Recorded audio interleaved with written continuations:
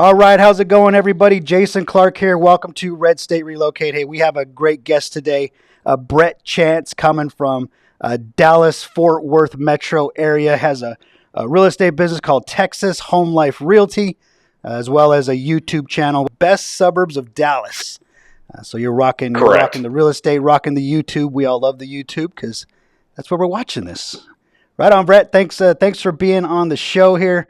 Tell us a little bit about yourself. Where you're from, where you grew up, what got you into real estate, and what that Texas real estate market's looking like right now. Okay, as far as a little bit about myself, or really kind of about our brokerage, just my wife and I, we have our own boutique brokerage in Mound, which is north of the Dallas-Fort Worth area. So we cover all of DFW. And my background is a firefighter paramedic. I did that for about 10 years before getting into real estate. And my wife had an interior design degree. She worked for a commercial architect firm. And long story short, due to some health issues and all that with her, we decided to make some career changes. And I always needed to make a career change for various different reasons. And so she wanted to start flipping houses. So I'm like, okay, let's start looking at that. So then we got into real estate sales, and then here we go. So 20 years later, we're still selling real estate. So yeah. Nice. Now you're from Dallas originally? Yeah. Yeah, I was actually born in Sherman, which is northeast of here, about an hour and a half away, and then moved to Colorado for about 8 years. Came back, and then my wife grew up out East Texas, so she's born and raised in Texas as well. But we've pretty much lived in the DFW area for about 25 years. So yeah. Okay. Awesome. I have a Sherman, Texas story. I'll tell the story real fast. It's funny you mentioned Texas. So years ago, I moved to Denver 2004. I'm from California originally. I moved to Denver. Motorcycle guy. I've been riding Harleys for years, right? So my buddy and I, we decided to go for a ride. We were going to do this big, long, 3-week ride. We went through Oklahoma and Texas, all through the South. We ended up in where the headquarters is, Milwaukee. Big long ride, right? Then we ended up in Sturgis for the rally. So we timed it so we'd be at Sturgis for the rally. Anyway, long story. We get down to Wichita Falls, I believe. Yeah, Wichita Falls. There's a lake there. I want to say it's called Arrowhead Lake or Lake Arrowhead or something over there. I don't know. Anyway, so we're there. I take off to the store. I'm going to go get like a 6-pack of beer or something. We're hanging out. When I get back to my camp, he's asleep in my tent, right? He's out. And I'm going, man, it wasn't even that late yet, right? So this guy's out cold. So I'm kicking back. I'm drinking the 6-pack of beer at the campsite there, relaxing. And now it's time to go to bed or whatever. I start to wake him up, and he's not moving. He's like, oh, no, leave me alone, right? So I was like, man, I'm going to leave. I'll just let him sleep in my tent. So I actually just I put my sleeping bag on the bench. Well, you guys got a little bug out there. I heard they were called chiggers or something. Is that right? Yes. That little bug ate the hell out of me that night, right? I could not sleep at all. I was scratching and itching and couldn't sleep. And it was my buddy scratching and, it was such a mess. So I ended up staying up all night. Did not sleep a wink. And then said, as soon as the sun cracked up, I jumped on my motorcycle. I even left my buddy there. I just jumped on my bike. I was so mad at him. I jumped on my bike, and whatever road it is from Wichita Falls to Sherman, I don't know what road that is, a little 2-lane road. It has got to be one of the most beautiful rides I've ever experienced in my life. The sun was just coming up, the road kind of up and down, and there was a little bit of fog in the little, the little valley areas there. It was beautiful. And ended up getting a hotel room, got some sleep.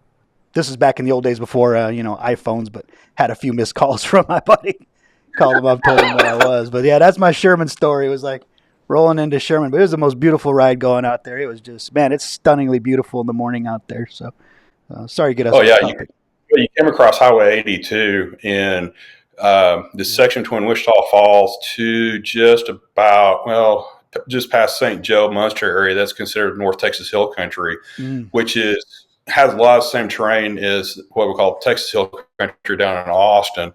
And it's beautiful down in that area because there's a lot of trees and a lot of terrain and all that. It's it wasn't just flat. Sure. Yeah, we dealt with 2 days of just flat, and then here we are. Then it was it was so beautiful. It was so beautiful. All right, so there goes my little tangent. So of Dallas Fort Worth, one thing we talk about a lot of our YouTube channels. We talk about Pros and cons. You've got a lot of people moving out there, especially during COVID, man. People were just zooming out there. They were moving out there because homes were affordable and such. But it's a different world we live in now post COVID, right? And so, I'd say just start, some of the pros. What are some of the reasons why you're seeing people still moving out there? What's the attraction, even with home prices now being, a lot more than they used to be? What's the attraction for moving to Dallas? Well, a lot of people that we talk to that we helped move here from California, especially when during the COVID time frame, they were just looking for their freedom because they felt very confined where they were at with their lockdowns and all that. And we, in Texas, we had, really lifted them early to get our freedoms back. And so that's what they were mainly looking for, was just the freedoms. And plus our market here, we're about 30% under market value compared to the rest of the nation. So when the Californians or, anybody on the West Coast sell their properties, they're seeing our prices here. And they're like, man, that's a no-brainer. Here we go. We can get so much more for our money. And so that's, a lot of other attractions. Plus, our economy is so strong here in the DFW area. We've got about 7 or 9 industries are really driving the economy here versus, say, I use this example all the time, say Oklahoma City, where they're really dependent on oil and gas industry. Yeah. So if that takes a hit, they're very volatile with their market. But, 1 or 2 of our industries take a hit, we just keep on going. We really don't even feel it. Yeah. That's, a huge attraction. Some of the clients have come out here and they're like, we don't have a job, but we're coming out and we'll find something there because we know the economy is so good. Of course, they're renting for the first year until they can get that solidification going, or they're paying cash. And also, the other part is, they can just, have a lot more space here as well. So that's a lot of attractions, and they just feel like they can be themselves here and just have a little more freedom. Yeah. Some of the cons are, I'll say, one is property taxes, because we're about the 6th highest in the nation. However, part of the saving grace is that we don't have a state income tax. So, one way or another, a taxman is going to get what they, they want to get out of it. Type deal. Yeah. One way. Another one is, the homeowner's insurance is higher here as far as the premiums and all that, just because of severe weather that we've had, especially here in the last few years, which the last few years, our weather pattern has not been the normal typical because we do get a lot of hail, so take out the roof. So a lot of people out of state are shocked at what the insurance premiums are here. But yeah, there's still a lot of great things that are about the DFW area for sure. Yeah, definitely. Yeah, property tax is a good one. That's something I actually wanted to hit on. So when I'm talking to folks, it's always something they're curious about, because you can look in different neighborhoods, right? And I don't know how it's broken down, as you can answer this question, but how do people calculate how the property taxes are set there? Because one house can have just like a huge tax bill, and you can look just, across the tracks, and there's another one that's, much lower. And so how is that calculated? Like I said, some of them are really high. Some of them don't seem so bad. So how does that work, property tax? Well, much different than California, right? California, county by county, it's like 1.25%. We have Prop 13, caps it so it doesn't go up so much. I'll say of all the crazy taxes in California, which is driving, so many people out, if there's any saving grace in California, it's that our property taxes are somewhat sane. Now, they're trying to get rid of Prop 13. A lot of those I won't say I'll call them Democrats. they want the money, and so they're trying to get rid of it. So anyway, with that in mind, how does it work in Texas? No, that's a very good question, because it does sometimes vary neighborhood to neighborhood. The way the long and the short of how they figure it is, you've got your state tax, your city tax, and county tax, and school tax. Now, generally we see about around 2% of the property value is what the tax bill is. Now, where the kicker is, if there is what we call a mud or PID tax on top of that.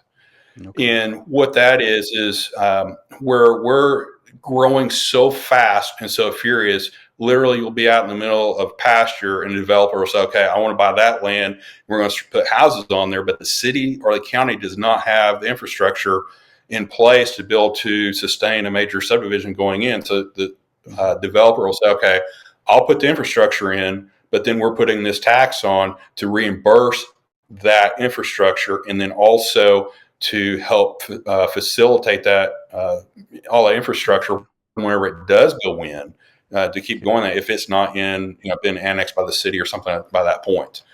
So again, it depends what neighborhood you're in sometimes when you see that. Gotcha. That's why we're going to connect homeowners or home buyers with someone like yourself, right? So you can obviously you're going to guide them and explain them and such. Now, is there a cap on how much taxes can go up? I remember there wasn't. I saw that there was some legislation. I don't know whatever happened with it. They were talking about it would require a vote of people in order to allow an increase of X amount. Have you heard what's going on there with taxes? This last November, we just we elected to reduce our homestead exemption, meaning that if whatever property you buy, whatever house you buy, if that is your homestead where you're permanently living in as a permanent residence, then you file your homestead, and that does two things for you. One is it will take $100,000 off whatever the estimated market value is of your property. Okay. So say, for example, if the county says, okay, your house is worth, say, $500,000, that's what we're taxing you on. But with that homestead, then they're going to be only taxing you at a $400,000 value. Gotcha. Now, the other part of the homestead is by having that, then the county, by law, cannot raise your taxes by 10, or the estimated value by 10% from the previous year. Okay.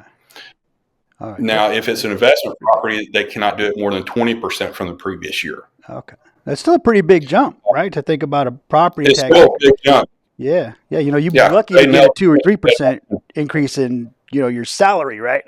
You're lucky to get that. And that goes up, quite a bit. And then there was some talk about actually getting rid of property taxes in Texas. What's the latest with that? I saw Governor Abbott was saying, hey, we're going to get rid of it. What's the word on where they're going to get it from? I mean, that's got to be hundreds of millions of dollars they're going to lose out on. That's a very good question, because Don Huffines, or this last round of when we voted for governor, Don Huffines was also running against Abbott.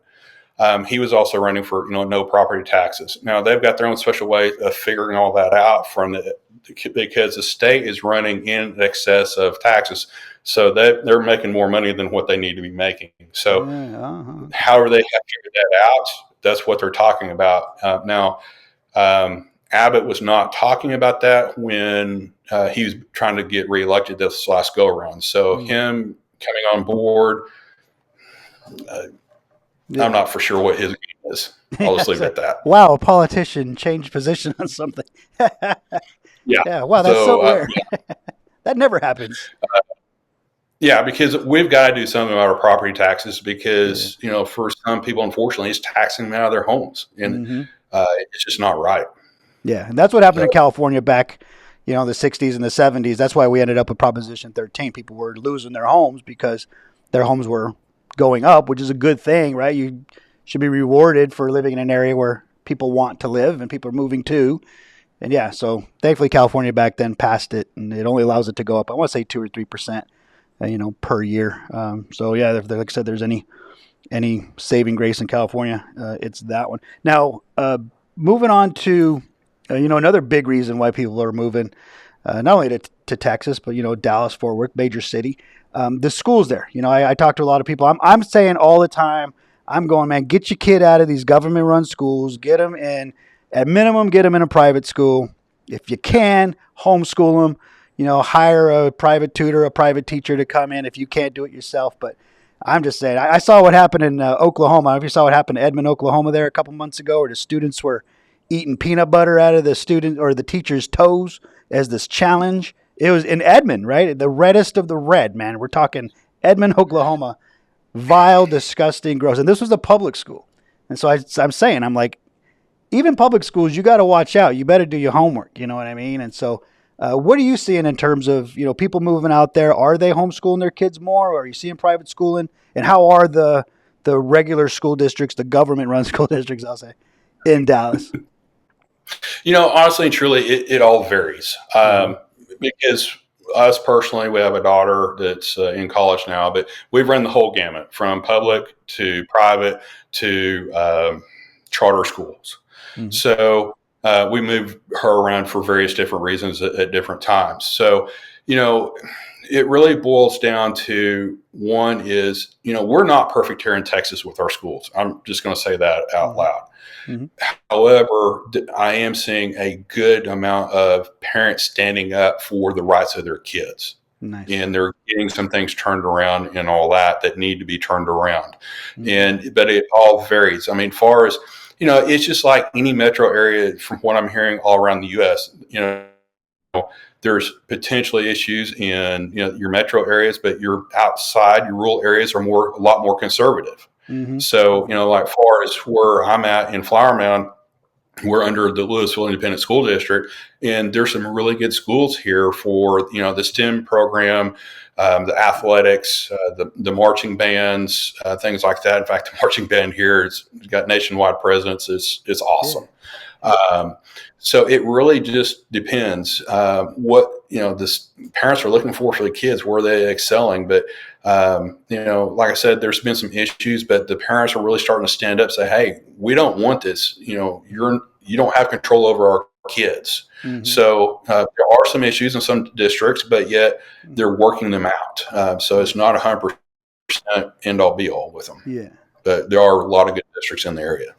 Sure. Yeah, and I'm sure for Dallas being such a major city, you're going to probably get more of a liberal, left-leaning ideology there in the schools. So if you move to Dallas, ladies and gentlemen, if you're listening, you're moving to Dallas, you're putting your kid in a public school, don't be shocked when they come home with some homework you may not, be too approving of. You know what I mean? So you got to watch out for that, right? Well, yeah, and not only that, but also the colleges.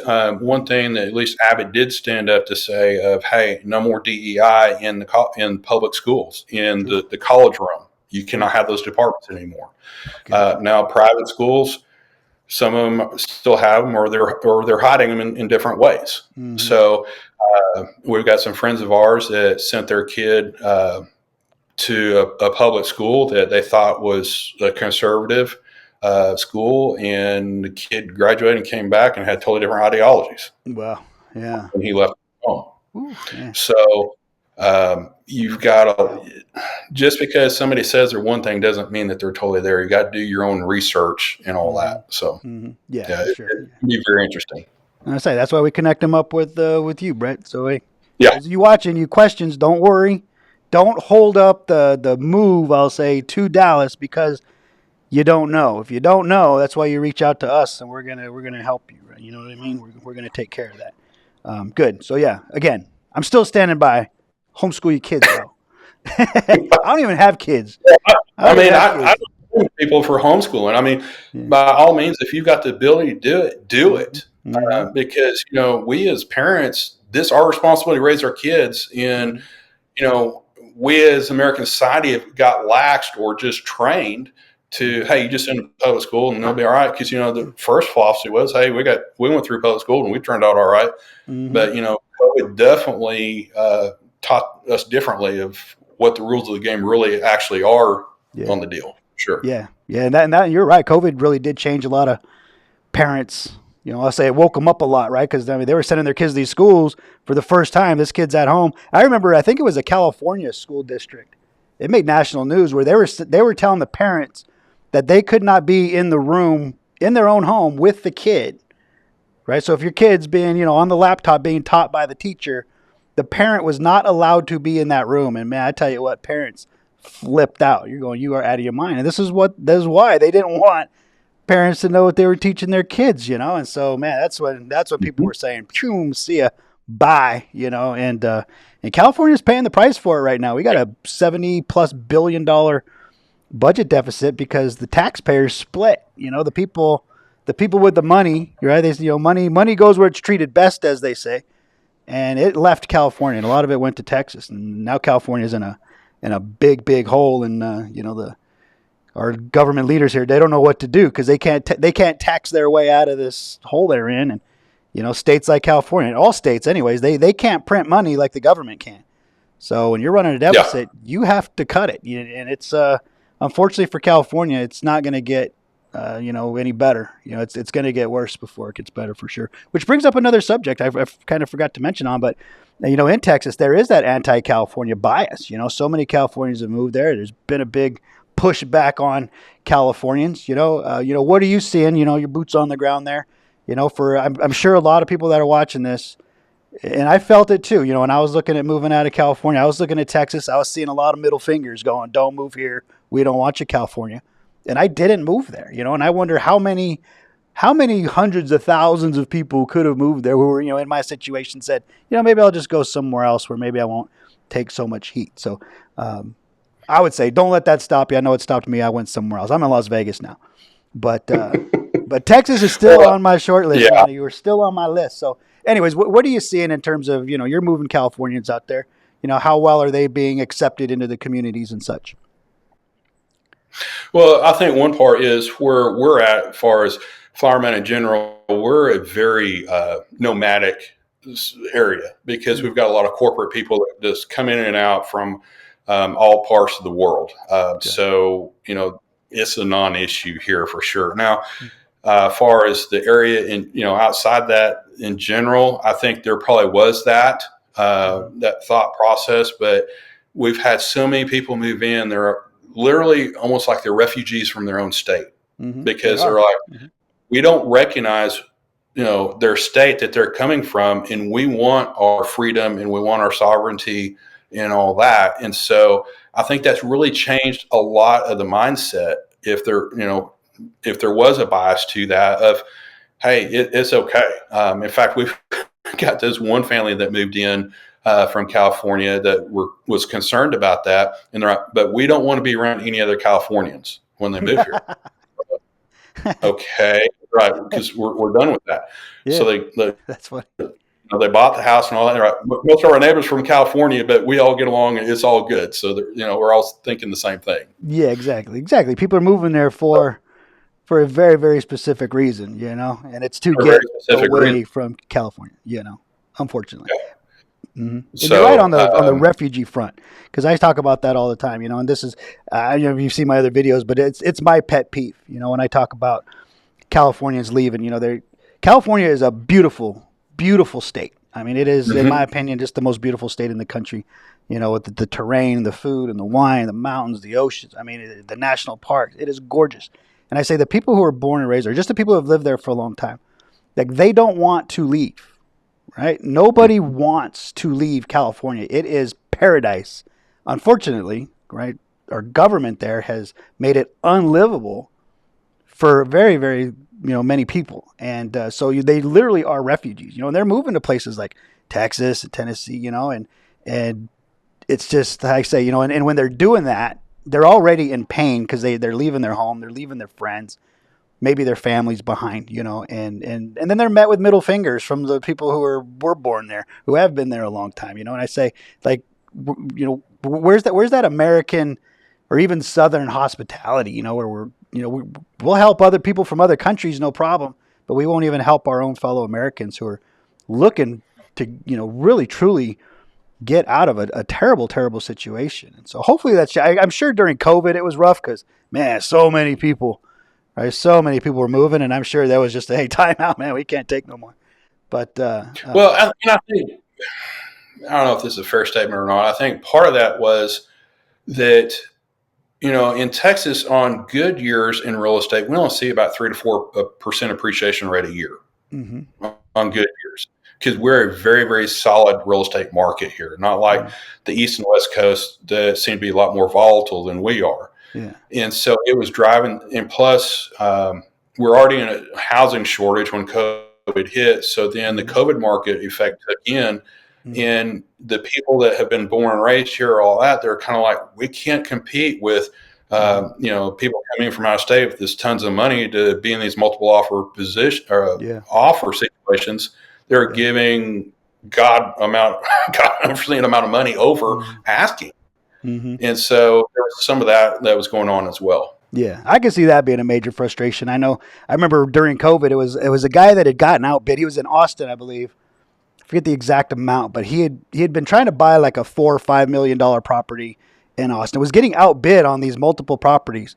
And he finally got pissed off enough. I think he offered like $12 million on a $5 or $6 million property. Like he was just fed up with it, overpaid a ton just to like get it over with. But it's like, of course that brings up the value of things. And I'll say this, yeah, for the locals, yeah, I could see that being a major issue. Yeah, you're getting priced out of your own market. I say all the time, people, it's good to live. I'll say, be thankful in a little way that you live in a growing market. Anytime there's growth, yeah, there's people, there's pain, there's struggles. Yeah, prices go up. But you want to live in a growing market. You do not want to live in a dying market. San Francisco is a dying market, and it is not good. And you just do not want to be there. The cultural rot, as we call it, is real. And when you have growth, there's opportunity. So can you afford it now? Maybe not. But you know what? There's opportunities out there, business wise, right? Starting a business, promoting within your business. And then maybe you can buy a home, So, but yeah, I know COVID was a zoo. I'm so glad we're out of that for sure. But anyways, yeah. Go ahead. You yeah, because now the concern is, well, we're going to go back to the 2008 market, and our market's just not set up for that by any stretch of the imagination for several different reasons. One, lending guidelines are still strict. You actually have to prove you have a job rather than the liar loans that were done in 08 and, and actually have income to do that. Plus, back then we had too many homes on the market versus now we're still in a housing shortage. In fact, right now, we're only at about 3 months of inventory sitting on the ground right now. Ooh, man, that's moving, that's pretty good. So that's moving, even though our days in the market in the DFW area are about 30 days to 40 days, depending what area you're in. But like in Flower Mound in general, our average days is about 12 days. Okay. Wow. So I call it markets within markets. Yeah. It depends from one subdivision to the next. And we're seeing that here in Flower Mound and in other areas as well. And also depending what price point that somebody's looking in as well. Yeah. And I was going to say, even though we're out of the COVID craziness, we're still in a ways not. We're looking at, say, Californians or anybody in blue states. They're still looking at high taxes, high regulation. They don't like the schools their kids are in. So the reason that they're moving to Dallas still and to Texas in general, reasons are the same. They just might not have they might not be on fire to do it, but they're still going. They're still going. Housing prices are still going. So for those of you who are looking to buy, right, they keep waiting. How many times have you heard, oh, we're going to wait, we're going to wait, we're going to wait? And man, you're waiting, you're getting priced out, right? Like you said, you're still going up. Yeah, because I know there's a lot of uncertainty in the world in general right now. And also that, and if you're trying to make a housing choice right now, the only thing you can control is buying now, lock in your price, because you can always change the interest rate if the interest rate goes down. But at least you've locked that piece in, because right now what we're hearing from the analysts, our housing prices are going to continue to go up for the next 5 years. Yeah, at least. So at least until we get more housing, we're still facing that, because right now we've got just over 400 people a day moving into Dallas-Fort Worth Metroplex and calling it home. 400. And out of that, 400. Okay. Just over 400. A day. Yeah. A day. And then out of that, in the county that I'm in, which is Denton County, just over 100 of that is in Denton County, 100 people a day. Wow. So it makes me smile. Yeah, I'm happy to see people moving to Texas. Here's the thing.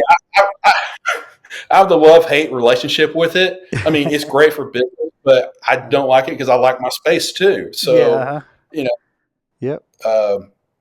Where I've been born and raised in this area, it's changed dramatically, and it will continue to change. Mm-hmm. Yeah, and I tell people too, like that's going on everywhere, right? The population of our country it's growing, and it has never not grown. People are going somewhere, and I'm always saying, I'm like, hey, if you're gonna now, Harold, I'll say this: it's like I lived in San Jose during the .com boom, right? I was born and raised in San Jose. I started in IT when I was like 22 years old. This was back in the late 90s. And I remember back then, people from all over the world were rushing. We called it the new gold rush. It was just like, man, all over the world were coming in on those tech riches, and and we were in a little valley there, and it was hard enough to build houses back then. It's 10 times worse now. Developers just barely even develop anymore. They just don't. They just say, forget it. Yeah. At least, you guys got some development. But I remember the time it was like, it was exciting for us at the time, maybe just because of the dot-com boom, but it was exciting. People were excited that so many people were moving there, and we had this growth and this opportunity. We ended up changing the world, it ended up changing the world. And so I remember at the time, I couldn't afford a home there. This was in the early 2000s. I was working in tech. I was making good money. I couldn't afford a home, but I don't know. It was just different for me. I didn't really get upset about it. I wasn't like, oh, I'm born here, I should be able to. I thought, well, maybe I'll go somewhere where I can, and that's when I moved to Denver. I moved to Denver 2004. I was 27 or 28 years old and bought my first home. I was a 28-year-old kid. I paid $220,000 for a house in Highlands Ranch, which is like, I think it's worth like $600,000 now. But anyway, that's what I'm saying. Just for those of you, who are in markets that are growing and it's getting more expensive, I know it's frustrating, but I just, from my experience, was like, take advantage of that. You've got an opportunity to grow. You've got an opportunity maybe to go somewhere else too, like go somewhere more affordable. But I say stay where you're at and make it happen. You know what I mean? So, but that's good, man. You guys are still, that's a rocking market. I didn't know you guys were still booming like that. 12 days on market. Yeah, that's incredible. In fact, I just closed with a family this month or last month that they're looking at a certain neighborhood here in Flower Mound, and we're going against multiple offers, and we had to give considerably over just to lock it in. Yeah, and we're getting beaten out at 70 over. Okay, wow. So that's just this one particular neighborhood and all that. But then you got other markets that are sitting like there's a great opportunity like for first-time home buyers right now. And I know this just sounds nuts, but anything below your 500 mark, those homes are sitting. You're seeing price reductions. You're seeing negotiations, closing costs being rolled in, and things like that. Or if you're wanting, if somebody needs a little bit something, or they want something a little bit less expensive, if they're willing to drive, go in outlying areas. You still can get some new construction, in that 300 range. Okay. Now, before we spoke, I mentioned I'd been looking at Frisco. I was looking at some other areas. Where are these areas where, we got this homeowner in California who wants to sell, doesn't want to end up in this, outbidding situation. They'll move to anywhere in the area, right? I talk to people all the time. They go, I'll live anywhere. I just got to get the hell out of here. So where in that area where you're seeing, like, where should they look at when folks are looking on the map and they're looking on Zillow? What towns or neighborhoods would they have less pressure and less competition? Oh, wow. I mean, DFW is such a big area because we've got over 8 million in population, and covering 4 major counties. And so your outlying areas would be, say, Denton would be on the north end, going north from there. Over on the east side, which would be McKinney, be going north to, say, Anna and Melissa, Farmersville, Princeton, and then keep coming back south on the south or on the east side, outside of Wiley. In that, then you're looking at Terrell in Forney, somewhere in there in the south end, down about around Waxahachie. Then you go back around on the west side, maybe Aledo, and then come back into Azle, and then Paradise in a Decatur area on the outside.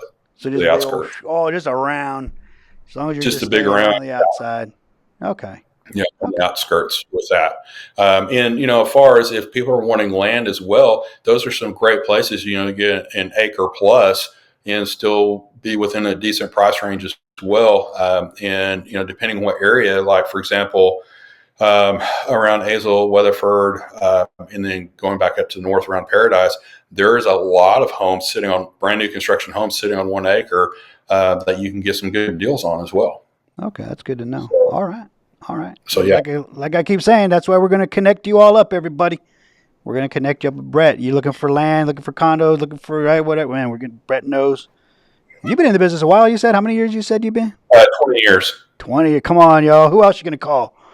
You're going to take a chance at some, realtor you don't know? We're going to get you with Bret right here, man.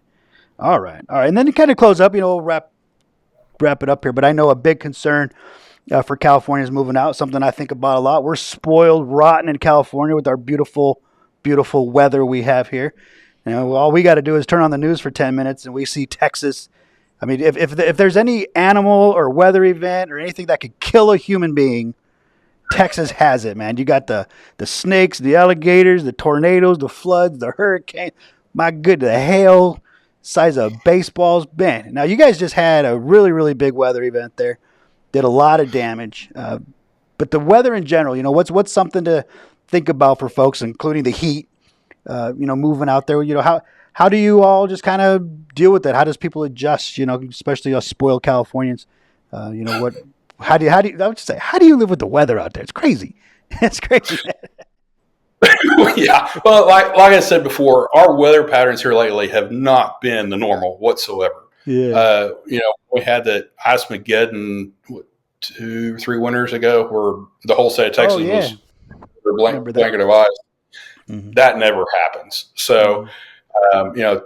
kind of take that out because generally we only see about maybe one ice storm a year, and that's just less than a half an inch in another about a day or so.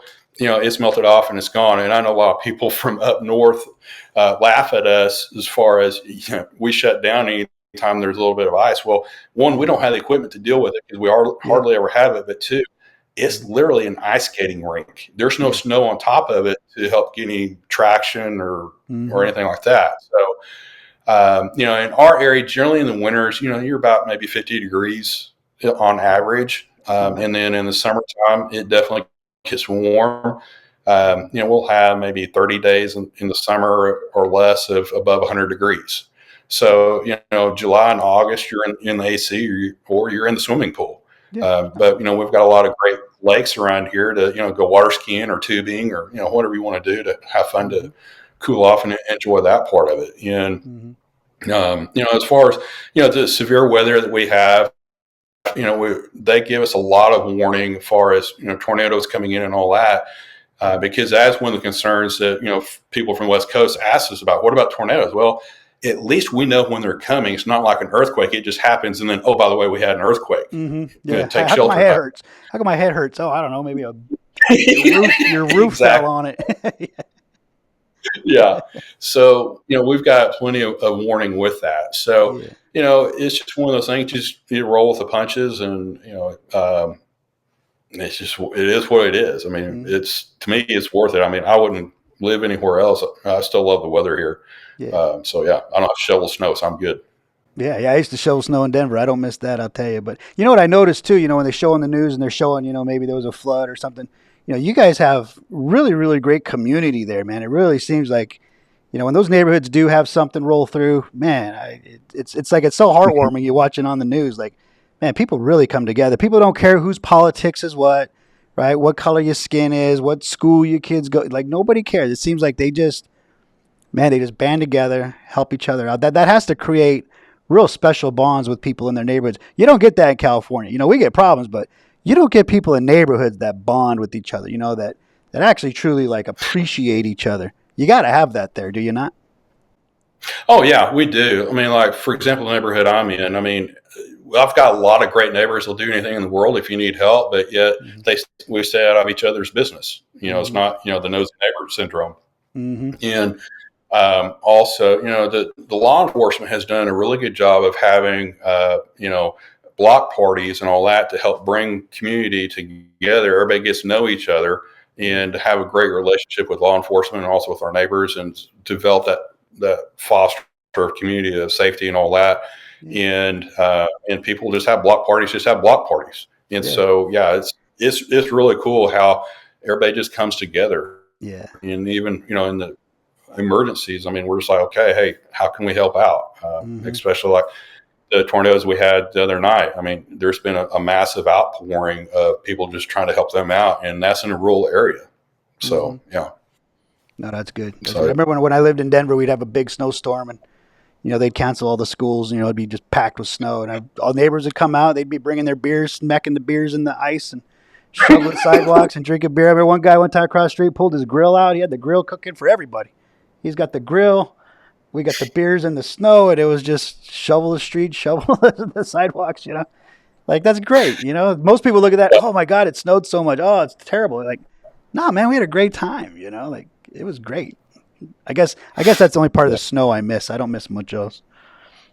Certainly I don't miss. remember, yeah, because as a kid, I lived outside of Boulder, so I remember that with the blizzards and everybody, getting out trying to unbury each other. Oh man. My dad finally got tired and bought a big snowblower, and so yeah, that Yeah. helped out a lot. Shoot, Denver just had like baseball size hail the other day. That made national news. It was like a deadly. Like they showed a guy driving his car, truck, whatever, and his windshield was just getting just crushed.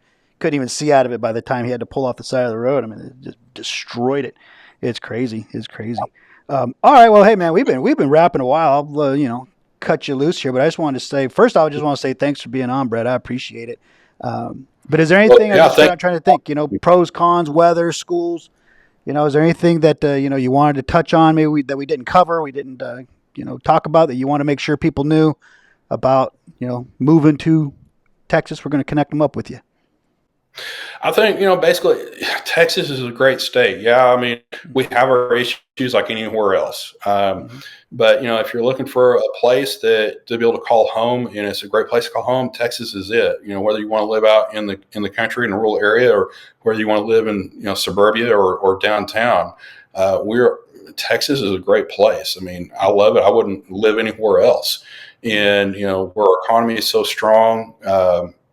In the world that we're in, that says a lot too. So there's a lot of technology here, more so than Austin, which Austin's been dubbed as technology hub. But really, when we look at the stats, we're more technology up here as well. But all in all, it's a great place. I'd love to visit with y'all, just discover what you're looking for, and see if we can find y'all what you're looking for sure. Yeah. Yeah, I'll say that's the beauty of Dallas Fort Worth. I think whatever people are looking for, you will have it, right? It's such a big area. Yeah. You want a big house, you want a condo, you want land, you want something on a river, something on a lake. I mean, it's possibilities endless. So Unless it's mountains, can't help with that. yeah, So we'll have to go to hill country. I guess that's the closest we'll get. Hill yeah. country over there. All right, Brett Chance, Texas Home Life Realty. I'm gonna send people to Best Suburbs of Dallas. Look. Brett's got a YouTube channel called Best Suburbs of Dallas. So if you're not looking to get into the Dallas city itself, I don't suggest. Sorry, Dallas. I say go to the burbs, man. Go to the burbs. I'll say that, to close on this, I live, born and raised in a suburb. When I moved to Denver, I bought a house in the burbs. Single guy. I was always like, man, this sucks, boring. I'm surrounded by all these families. I'm a bachelor. I should live in a downtown metro, condo right in the heat of things. So I bought a condo here. I live in downtown Las Vegas now. Got me an awesome condo, beautiful view. And it's awesome. I ain't lying. But man, I got to say, there's something about the burbs. Nice to be able to just jump in your car, drive to the grocery store. You got the Costco right there. Roads are nice, and here I am, if I want to go somewhere, I got to take an elevator down to my car. I got to drive out of downtown, get on a freeway, go to the grocery store, So those of you decide whether you want to live in the suburbs or not, I'm telling you, man, suburbs ain't bad, man. Not bad. Well, the way that developers are developing subdivisions now, it's not just your traditional subdivision. It's live, work, play areas where they're really fostering the community events. Nice. Whether it's a community pool, pickleball courts, restaurants, co-workspaces, things like that. They're all including them now, or even a place where you do your own raised garden beds. Wow. So there's some major developers that have done very, very well with that, whether it's Harvest or Pecan Square, which is in our area. And then there's some other developers have done major big swimming lagoons as well. Okay. So they're really making live, work, play spaces here as well. Yeah. There's something to be said about master plan communities, right? When I moved to Denver, I moved to Highlands Ranch, which was a master plan community. I didn't know what that was at the time. I was 7 years old. But when I was there, it was like, wow, this is when they actually develop something with a plan in mind to go, hey, here's the stores. Here's you don't ever have to leave. You don't have to go out of town to go get everything is there. It's fun. Yeah, we had rec centers. We had 4 rec centers in Highlands Ranch. You could go wherever whichever one was closest to you. Music in the park, movies it's so community based. So yeah. When I say burbs, we've definitely in the last 50 years definitely upgraded our suburbs. For sure, Yeah. for sure. You know what I mean? And so that's That's really cool. Well, right on, Brett, man. I thank you for being on, man. I'm going to send anybody, looking to head out your way. What was the town you were in specifically you were saying you're at? Flower Mound. Flower Mound. All right. So I hear Flower Mound. I'm going to definitely remember you. And then what's your sign say right behind you there? I liked your sign. It was blocking it the line. There you go, ladies and gentlemen. Faith, family, freedom. TexasHomeLife.com. Faith, family, freedom. Who else you going to hook up with, ladies and gentlemen? Come on. Come on. All right. Brett, you're awesome, man. Thank you so much. I appreciate you being on, man. Well, thank you for having me. I really do appreciate it, Jason. All right. All right, everybody. If you need anything, you let me know. Hey, leave a comment. Of course, everything's in the description as always. And we will see you next time, everybody. Take care.